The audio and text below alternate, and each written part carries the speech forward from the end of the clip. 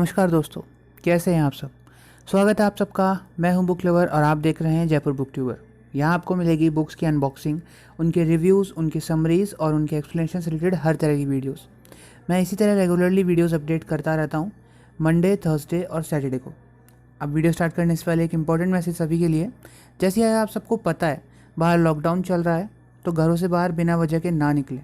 और अगर आपके एरिया में लॉकडाउन नहीं है तो गवर्नमेंट द्वारा जारी करी गई गाइडलाइंस की पालना करें।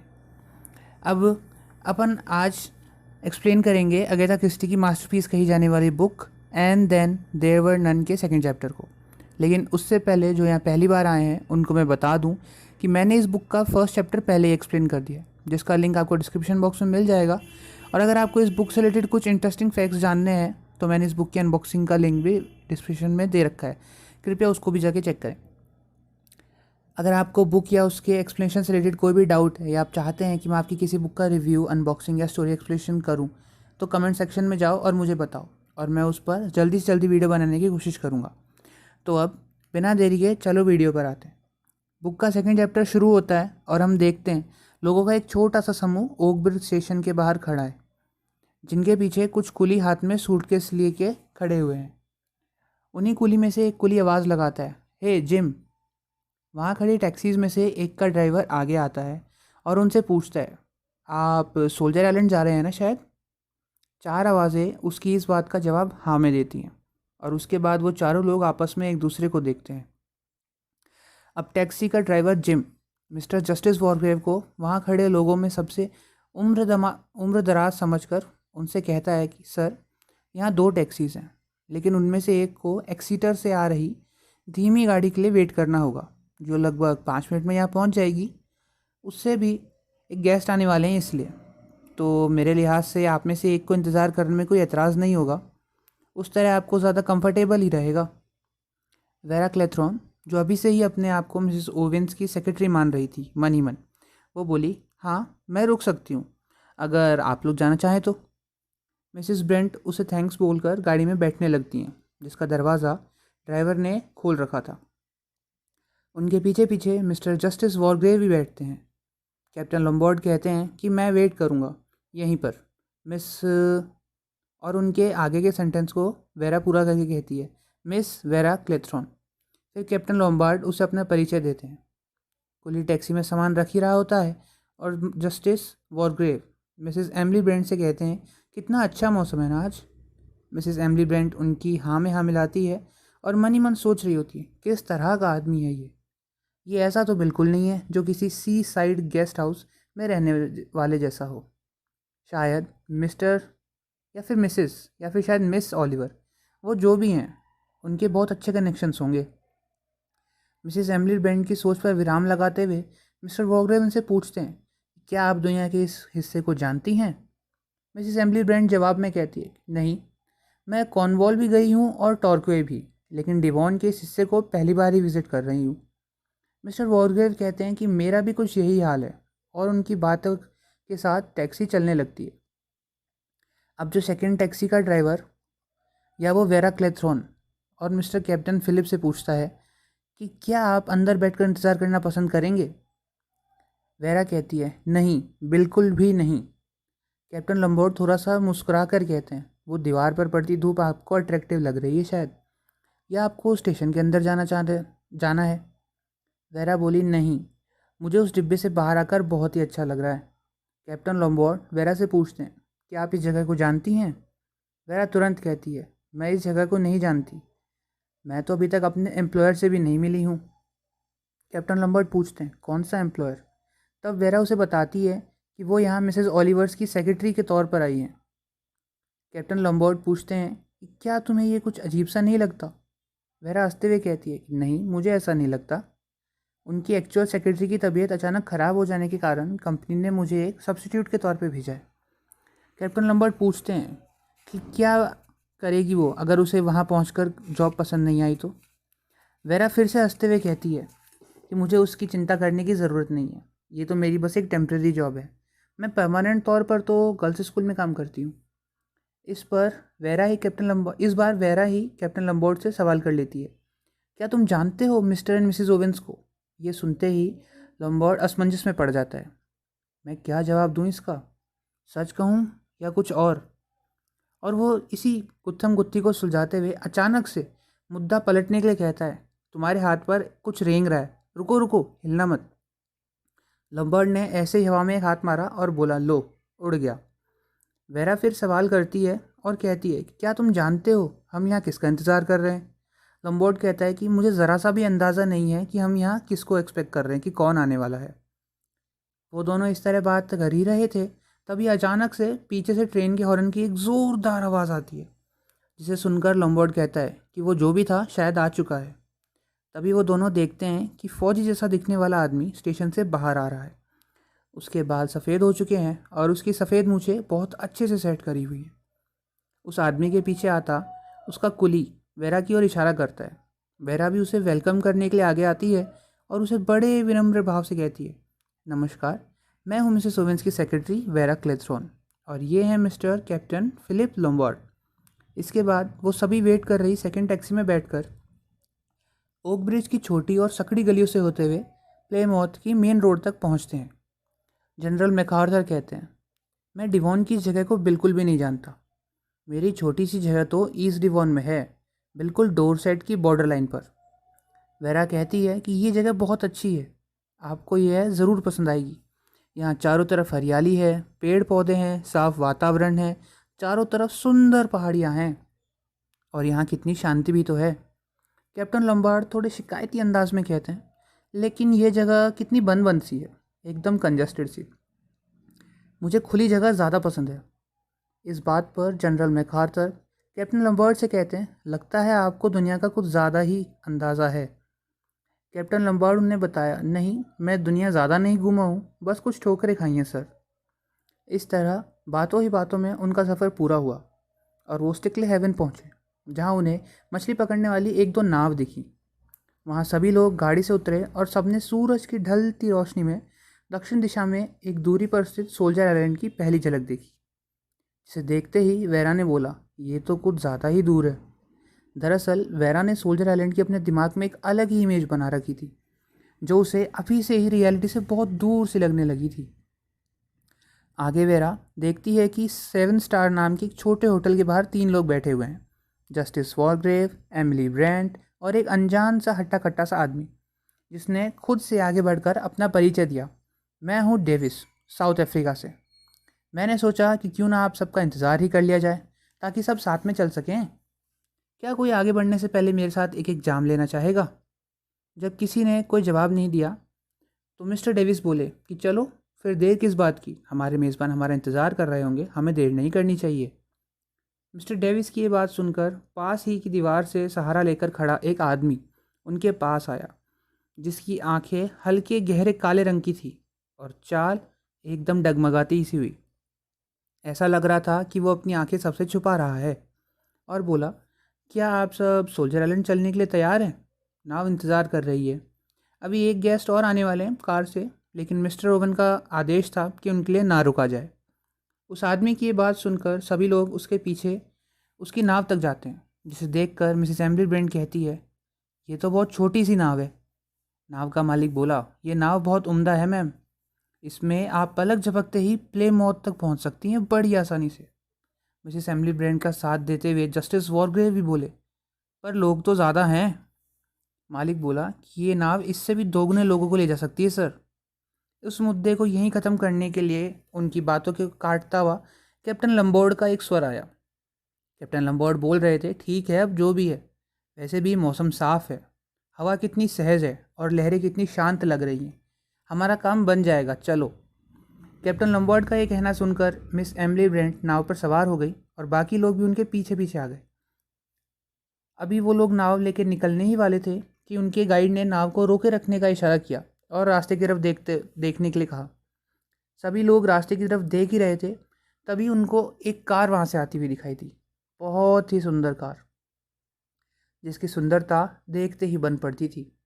और उस कार को चलाता हुआ एंथनी मार्स्टन किसी ग्रीक गॉड से कम नहीं लग रहा था। उसके बाल हवा में लहरा रहे थे और उसकी कार हवा से बातें कर रही थी। तभी एंथनी ने हॉर्न बजाया और उसके हॉर्न की आवाज़ पूरी घाटी में गूंज उठी। इस अद्भुत नज़ारे को देखकर इतना तो तय हो गया था कि एक से ज़्यादा लोग इसे याद रखने वाले हैं भविष्य में। फ्रेड नेराकॉट नाव के इंजन के पास बैठा सोच रहा था, क्या अजीब लोग हैं ये। वैसे तो बिल्कुल नहीं है जैसे मैंने सोचा था कि मिस्टर ओवेंस के गेस्ट होंगे। मुझे तो लगा था कि मिस्टर ओवेंस के गेस्ट एकदम चमकदार जूते, साफ सुथरे कपड़े पहने हुए होंगे, जिनकी रईसी उनके कपड़ों से ही झलकती हो। लेकिन ये कैसे लोग हैं? ये तो मिस्टर एल्मर रॉबसन की पार्टी में आने वाले लोग जैसे भी नहीं लगते। ये मिस्टर ओवन ज़रूर एक अलग तरह के व्यक्ति होंगे। फ्रेड सोच रहा था कि वो तो अभी तक ना ही मिस्टर ओवन से मिला है और ना ही उनकी पत्नी से, शायद इसलिए क्योंकि वो अभी तक यहाँ पहुँचे ही नहीं हैं। लेकिन सभी तरह के ऑर्डर्स मिस्टर मॉरिस के द्वारा ही दिए गए थे, और तो और उन्होंने पेमेंट भी कर दिया था। हमेशा ऑर्डर्स बहुत स्ट्रेट फॉरवर्ड हुआ करते थे और पेमेंट भी हमेशा टाइम टू टाइम मिल ही जाया करता था। लेकिन फिर भी मिस्टर ओवंस का मुद्दा सोचने लायक था। अखबारों में यह भी कहा जाता था कि मिस्टर ओवंस बहुत अजीब व्यक्ति हैं, और फ्रेड अखबारों से सहमत भी था। फ्रेड का मानना था कि सोल्जर आइलैंड को finally Hollywood star Mrs Gabriel Turl ने ही खरीदा था। लेकिन यहाँ आ रहे मुसाफिरों से बात करके उसकी ये थिंकिंग बदल गई। अब फ्रेड उन सभी गेस्ट पर एक नज़र डालता है और कहता है, ये दुनिया ज़रूर, ये बुढ़िया ज़रूर से तानाशाह किस्म की होगी। मैं शर्त लगा सकता हूँ। एक बूढ़ा जो कुछ कुछ फौजी जैसा दिख रहा था, एक सुंदर युवती लेकिन चमक धमक से कोसों दूर। मुझे नहीं लगता कि इनमें से किसी का दूर दूर तक हॉलीवुड की शान शौकत की दुनिया से कोई नाता होगा। ये हट्टा कट्टा सा दिखने वाला आदमी मुझे कोई डिसेंट सा जेंटलमैन नहीं लगता। ये ज़रूर से कोई व्यापारी रहा होगा जो अब रिटायर हो चुका है। नाव में एक और व्यक्ति था, पतला दुबला सा, ठीक ठाक सा दिखने वाला। हो सकता है वो कोई नाता रखता हो हॉलीवुड से। नहीं नहीं, सबसे ज़्यादा संतोषजनक बंदा था फ्रेड सबसे ज़्यादा संतोषजनक बंदा फ्रेड को जो लग रहा था, वो था लास्ट में आने वाला अपनी कार से। वो कार नहीं, हाहाकार थी सही में। ऐसी गाड़ी जो आज से पहले कभी स्टिकली हेवन में नहीं देखी गई। बहुत महंगी होगी कार। वो इकलौता ऐसा बंदा था जो किसी मिस्टर ओवन जैसे बंदे की पार्टी में आना डिज़र्व करता है। शायद पैदाइश ही रईस रहा होगा। अगर बाकी लोग भी उसके जैसे ही होते तब तो समझ में आता था, लेकिन यहाँ पर तो मामला कुछ और ही चल रहा था, बिल्कुल सोच से परे। अभी नाव में जितनी जल्दी सभी को सोल्जर आइलैंड पहुँचने की हो रही है, सोल्जर आइलैंड की असलियत जानकर शायद वो उससे भी ज़्यादा बेचैन होंगे वहाँ से लौटने के लिए। और क्या पता वो कभी लौट भी पाएंगे या नहीं। नाव सोल्जर आइलैंड का चक्कर लगाकर दूसरी तरफ पहुंची। अब घर दिखने लगा था। सोल्जर आइलैंड दोनों तरफ से कुछ अलग अलग सा ही नज़र आता था। घर भी बहुत शानदार था, south facing view, square shape में बना हुआ, थोड़े कम कद का, मॉडर्न लुक का, जिसमें बड़े बड़ी गोल खिड़कियाँ लगी हुई थी जिनसे रोशनी अंदर बाहर हो सकती थी।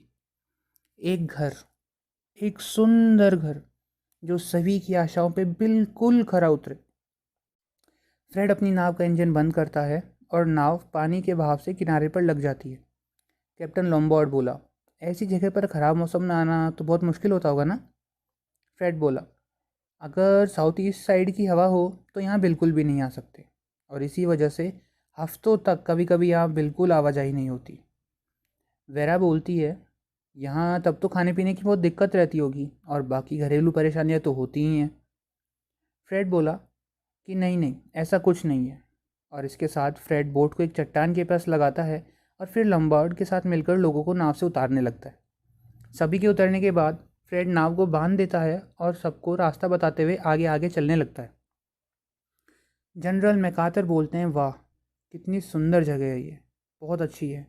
लेकिन उन्हें भी अंदर ही अंदर एक अजीब सी बेचैनी महसूस हो रही थी जगह के लेके। सभी लोग सीढ़ियाँ चढ़कर ऊपर पहुँचे तो उन्होंने राहत की एक सांस ली। घर के खुले दरवाजे में एक बटलर उनका इंतज़ार कर रहा था। घर वैसे ही बहुत सुंदर था और छत का नज़ारा तो और भी लाजवाब था। बटलर आगे बढ़ा और थोड़ा सा झुककर बोला, मेरे साथ आइए प्लीज़, इस तरफ।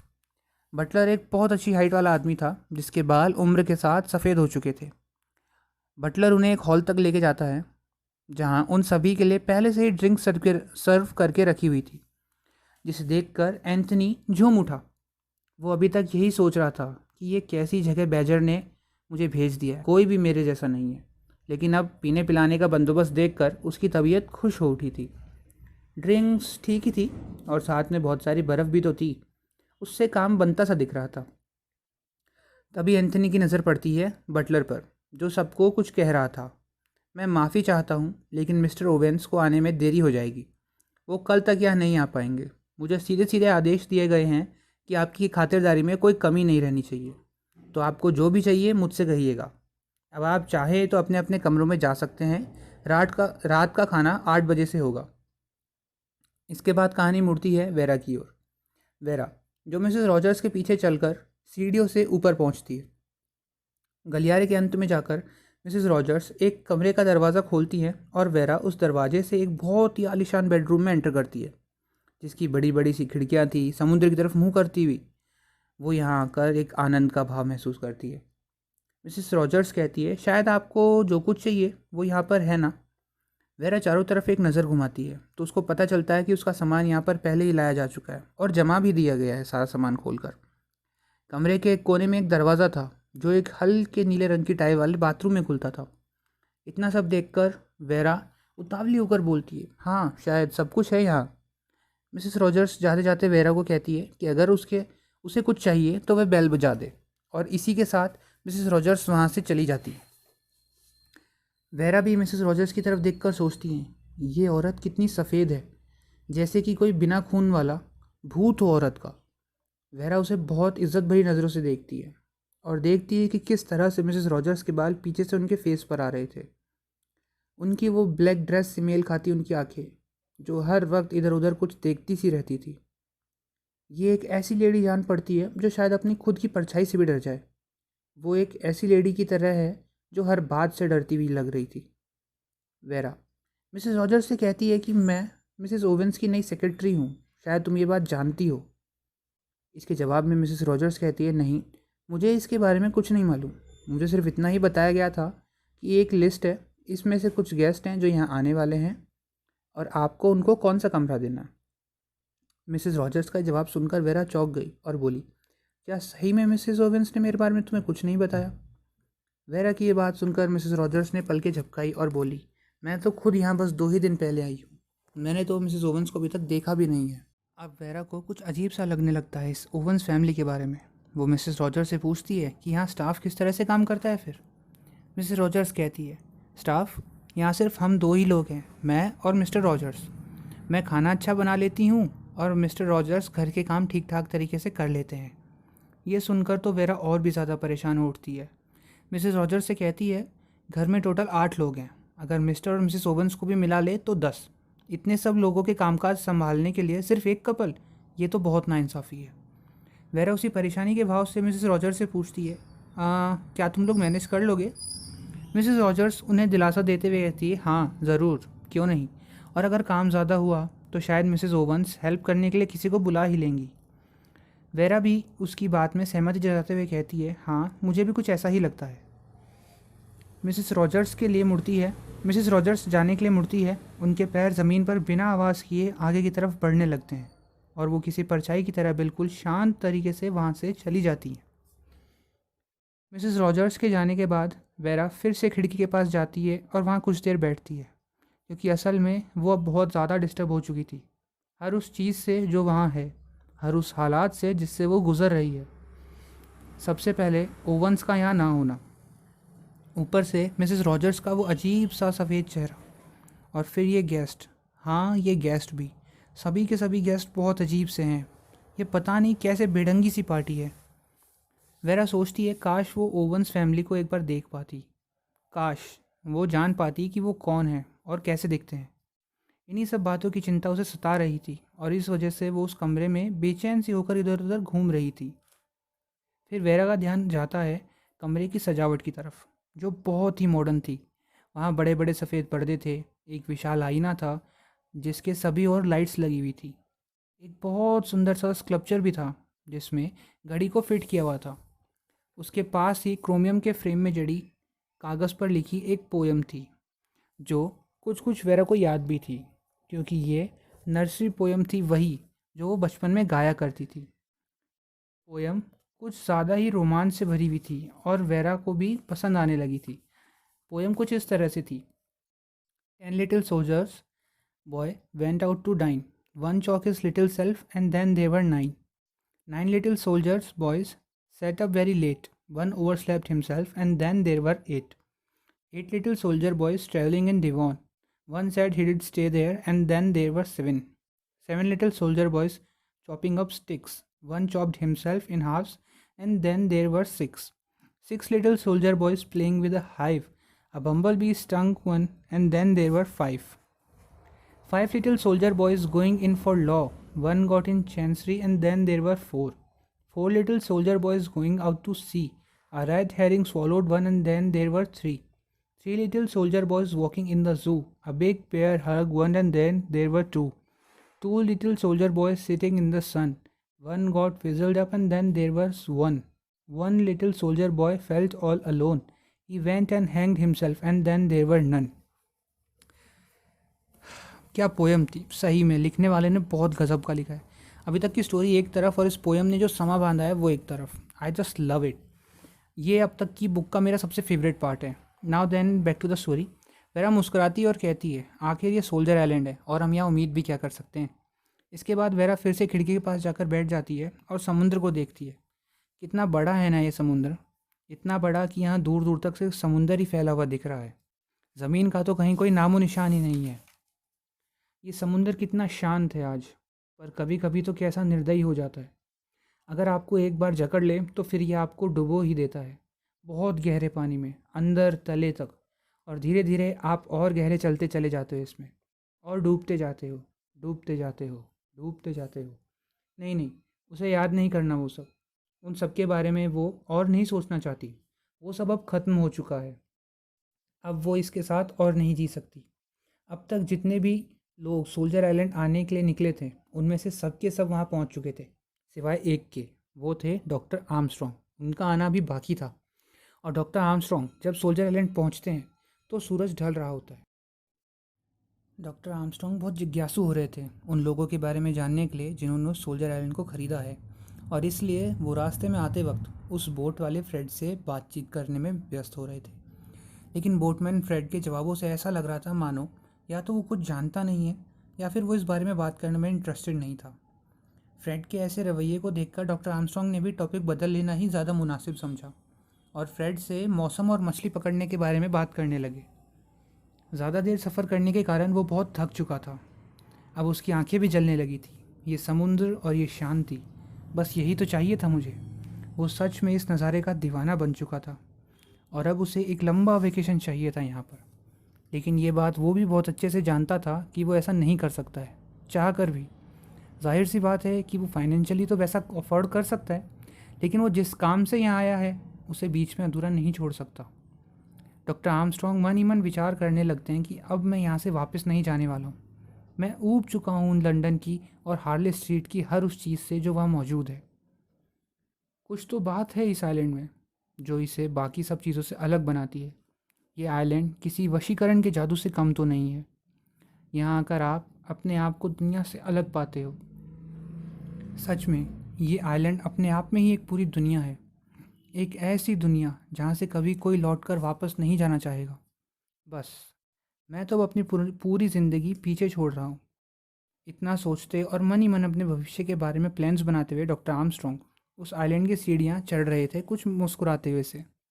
सीढ़ियाँ चढ़ते चढ़ते डॉक्टर आर्मस्ट्रॉन्ग की नज़र छत पर बैठे एक बूढ़े व्यक्ति पर पड़ी, जिसका चेहरा उन्हें कुछ जाना पहचाना सा लग रहा था। वैसे भी ये मेंढक जैसा चेहरा, कछुए जैसी गर्दन, एक अजीब सा एटीट्यूड और वो झुर्रियों से भरी आंखें उन्हें और भला कहाँ ही देखने को मिल सकती हैं। ऑफ कोर्स ये मिस्टर वॉरग्रेव ही थे। डॉक्टर आर्मस्ट्रॉन्ग ने उन्हें एक बार कुछ एविडेंसेस सौंपे थे। सभी का ये मानना था कि वे कानून की दुनिया के बहुत बड़े बादशाह हैं, उनकी बहुत पहुंच है वहाँ। यही कोई एक दो फैसले करवाए हुए ने उन्होंने कभी ज्यूरी से। लोग तो उन्हें फांसी वाले जज के नाम से पहचानते थे। मिस्टर वॉरग्रेव वैसे झुक के बैठते थे जैसे उन्हें कुबड़ निकली हो। हमेशा आधी नींदों में ही लगा करते थे वो। लेकिन जब कभी कानून या कोर्ट रूम की कोई बात आती तो उनका हाथ कोई नहीं बिगाड़ सकता था। दुनिया से अलग हटकर एक ऐसी जगह पर उनसे मिलना एक मजाकिया संजोग सा ही लग रहा था डॉक्टर आर्मस्ट्रॉन्ग को। मिस्टर जस्टिस वॉरग्रेव मन ही मन सोचते हैं, आर्मस्ट्रॉन्ग, ये आर्मस्ट्रॉन्ग ही है ना? मुझे याद है अच्छे से, मैंने इसे एक बार गवाहों के कटघरे में देखा था। बहुत सटीक और सतर्क किस्म का व्यक्ति है ये। वैसे तो सभी डॉक्टर बेवकूफ़ ही होते हैं और हार्ले स्ट्रीट वाले तो सबसे ज़्यादा। फिर वॉरग्रेव ने डॉक्टर आर्मस्ट्रॉन्ग से कहा कि पीने पिलाने का सामान सामने हॉल में रखा हुआ है। लेकिन डॉक्टर वॉरग्रेव ने सबसे पहले अपने मेज़बान यानी मिस्टर एंड मिसेस ओवेंस से मिलना और उन्हें धन्यवाद देना सही समझा। वॉरग्रेव उन्हें बताने लगे कि वो तो नहीं हो पाएगा। डॉक्टर आर्मस्ट्रॉन्ग ने बड़े ही आश्चर्यजनक भाव से पूछा, क्यों, क्या हुआ? वॉरग्रेव बोले, मेज़बान मिस्टर एंड मिसेस ओवेंस में से कोई भी यहाँ नहीं है। बहुत अजीब जगह है ये, और मेरी समझ से तो बिल्कुल परे। डॉक्टर आर्मस्ट्रॉन्ग वॉरग्रेव की तरफ टकटकी लगाकर देखने लगे, और जब उन्हें लगा कि शायद ये सो गए हैं, तभी वॉरग्रेव बोले, क्या तुम किसी मिस कंस्टेंस कल्मिंगटन को जानते हो? डॉक्टर आर्मस्ट्रॉन्ग ने मना कर दिया। वॉरग्रेव बोले, बड़ी भारी लेडी है वो, और उसकी राइटिंग तो बिल्कुल नहीं पढ़ी जा सकती, एकदम अपठनीय है। मुझे तो लग रहा था कि कहीं मैं किसी गलत जगह तो नहीं आ गया हूँ। इतनी बात करके डॉक्टर आर्मस्ट्रॉन्ग घर के अंदर चले जाते हैं और वॉरग्रेव सोचने लगते हैं, कैसी औरत है ये लेडी कंस्टेंस कल्मिंगटन, बिल्कुल बाकी औरतों की तरह, जो भरोसे के बिल्कुल काबिल नहीं होती हैं। अब वॉरग्रेव का ध्यान घर में मौजूद दो औरतों की तरफ जाता है। वैसे अगर रॉजर्स की पत्नी को भी गिन लें तो कुल 4 महिलाएं थीं घर में। लेकिन रॉजर्स की पत्नी पता नहीं हमेशा कौन सी बातों से डरी डरी रहा करती थी। वे एक इज्जतदार पति पत्नी थे और अपना काम बखूबी जानते थे, पता नहीं फिर भी क्या बात थी। तभी रॉजर छत पर आता है और वॉरग्रेव उनसे पूछते हैं, क्या तुम किसी लेडी कंस्टेंस कल्मिंगटन के बारे में जानते हो? क्या वो आने वाली हैं? रॉजर्स जवाब देता है, नहीं सर, मेरे नॉलेज में तो इस नाम का कोई व्यक्ति नहीं है जो यहाँ आने वाला हो एज अ गेस्ट। वॉरग्रेव की आंखें चढ़ गई ये बात सुनकर, और वो बोले, सोल्जर आइलैंड, यहाँ कुछ तो खिचड़ी ज़रूर पक रही है। फिर कहानी मुड़ती है एंथनी मास्टन की तरफ। मास्टन नहा रहा था अभी और स्टीम वाटर का भरपूर मज़ा ले रहा था। उसके लिम्स में दर्द होने लगा था इतनी लंबी ड्राइव करने के कारण, और इसी वजह से अब उसका दिमाग भी थोड़ा सा थक चुका था और उसमें विचारों का आदान प्रदान जैसे रुक सा गया हो। फिर वो सोचने लगा, पहले गर्म पानी से नहाना, फिर शेव, फिर कॉकटेल, फिर खाना, फिर आह, फिर आगे क्या, कुछ समझ नहीं आ रहा है। वहीं दूसरी तरफ हम देखते हैं मिस्टर ब्लोर को, जो अपनी टाई बांध रहे थे। क्या मैं ठीक लग रहा हूँ? हाँ, शायद लग रहा हूँ। वैसे किसी ने अभी तक मुझसे कोई ठीक तरीके से बात तो करी नहीं है, कोई मेल मिलाप वाला व्यवहार करता भी तो नहीं है इनमें से। बहुत अजीब हैं ये सब लोग। ये लोग आपस में एक दूसरे को ऐसे देख रहे थे जैसे इन्हें मालूम हो कि, खैर, जाने दो। ये सब मुझ पर डिपेंड करता है, और इस काम में मैं घपला करने का बिल्कुल नहीं चाहता कुछ हो। बचपन की यादों को ताज़ा करते हुए मिस्टर ब्लोर सोचते हैं, वो बचपन के लड़प्पन भरे दिन कितने सुहाने हुआ करते थे। उस वक्त मुझे इस बात का ज़रा भी अंदाज़ा नहीं था कि कभी मुझे किसी काम करने के लिए इस तरह से सोल्जर आइलैंड पर आना पड़ेगा। इस आइलैंड पर ये अच्छा ही है, लेकिन काम के लिहाज से कुछ कह नहीं सकते। पर जो भी हो, एक हद तक हम भविष्य समय से पहले नहीं देख सकते, ये कुछ अच्छा ही है।